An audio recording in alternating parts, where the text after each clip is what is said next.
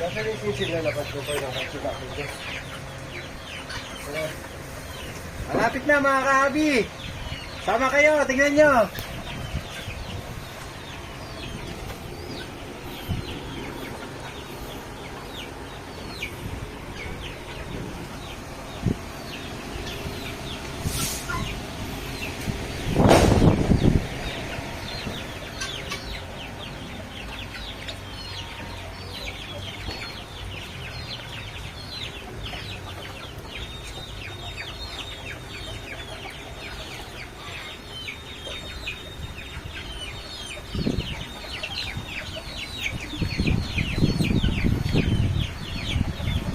Ito mga kahabi, first time lang natin gumawa nito.